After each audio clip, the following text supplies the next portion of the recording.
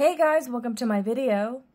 For today's tutorial, I will be teaching you how to make my timeless granny square blanket. To begin, all you're going to need is some yarn and a crochet hook. For this tutorial, you will need to know how to make chains, the slip stitch, and the double crochet stitch. This blanket is made up of granny squares that are joined together. So you'll need to know how to make granny squares. We're going to go over that tutorial. So we're going to make circles that are going to turn into our granny squares. I have a playlist on a bunch of different ways on how to start circles, and I will have that listed down below. I'm going to be using the chain 4 method to start my squares. To begin, I have already made 4 chains on my hook. I will be using the 4 chain method where you work into the first chain that you made to make a square. You can also use this to make a circle. I have a tutorial on it and I will have it listed down below as well. So I have started with my chain 4 right here, and 3 of these chains are going to count as 1 double crochet. So I'm going to go ahead and do a granny block, which I will be referencing throughout this tutorial. A granny block is going to be 3 double crochet together in 1 stitch or 1 space. So I already have 3 chains which count as a double crochet, so I'm going to go ahead and do 1 more and do a second one, and that's going to be 1 granny block. Then we're going to do a corner. A corner is always going to be chain 2. I'm then going to do another granny block for my second side, which again is 3 double crochet. Then another corner, chain 2. My third side is going to be another granny block of 3 double crochet. Third corner is chain 2. And then I'm going to do my 4th side, which is another granny block of 3 double crochet.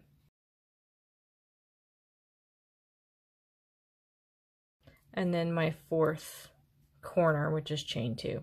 I'm then going to slip stitch into this first chain, the first chains that we made in this square.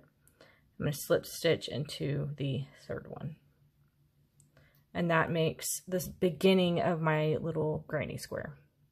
So to continue, on the next row, we're going to chain 3, which is going to count as 1 double crochet. I'm then going to make a double crochet into this space right here around that chain 3. That's going to be the second one for that granny block. And so we'll get back to that granny block once we go around the square. That's just going to be half of it right now. You're then going to chain 1, and you're going to skip over this entire granny block right here from the previous row, and you're going to be working into this corner space. This is where you would work a granny block. So it's going to be 3 double crochet. You're then going to do a corner, 2 chains. You're then going to work into that same space and do another granny block. That's 3 double crochet. You're then going to chain 1, and you're going to skip this entire granny block right here. You're not working into these stitches. You're then going to work into that same that space for the next corner, and you're going to be doing a granny block. That's 3 double crochet.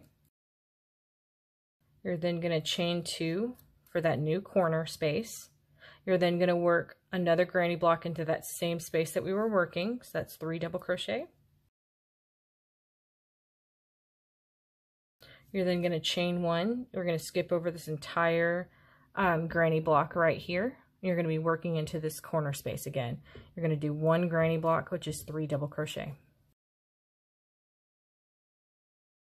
You will then chain 2 for your new corner space.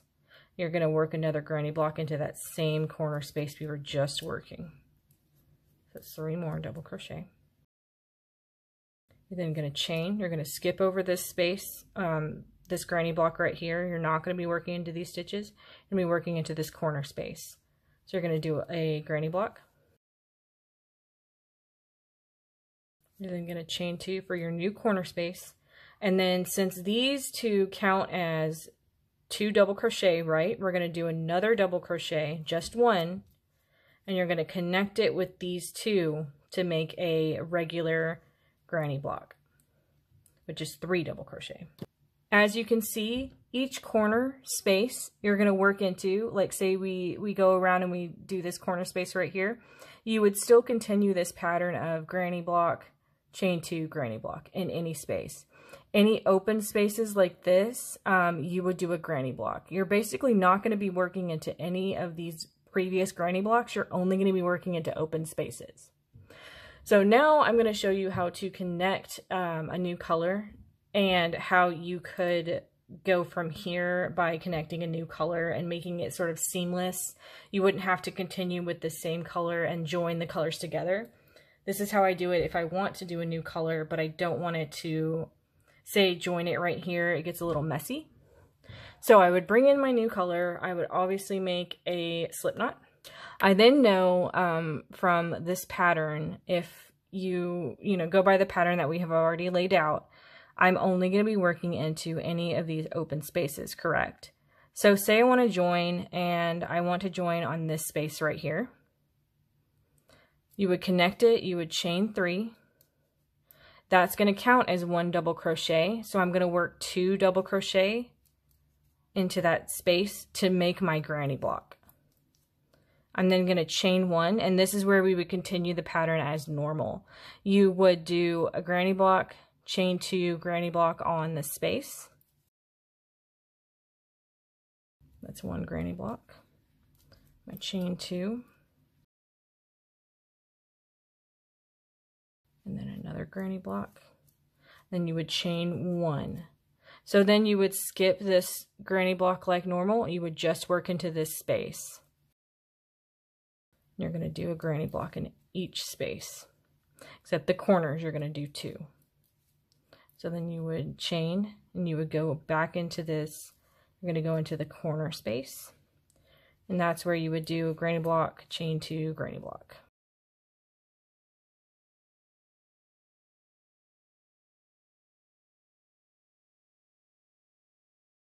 Chain 1. Then you're going to work 1 granny block into this open space. Chain 1. Start a new granny block in this corner space. Chain 2 to make your corner. That's a new granny block right there in that same space. You're going to chain 1, skip the previous granny block, work into the new space that we have made. Put a granny block in there.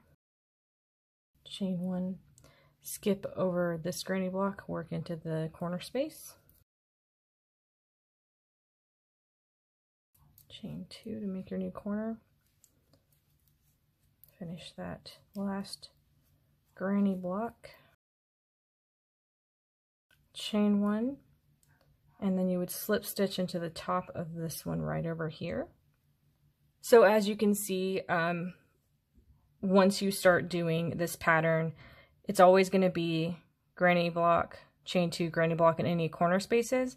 And then as you chain on each side of it, like we had 1 open space on this row, and then now it's 2. It's going to multiply like that, obviously. It's going to be 3 on the next one, 4 on the next one, and so on and so on. But yeah, that is the main pattern. Any space that you see is going to have 1 granny block. The corners are always going to have 2 and some chain 2 in the middle. And that is how you do a granny square. You would now repeat row 3 for how big you want your granny squares. I am making 4 rows each for my granny squares, and I'm making a 10 by 10 blanket, so 100 granny squares total for my blanket. And I'm going to come back when my blanket is complete.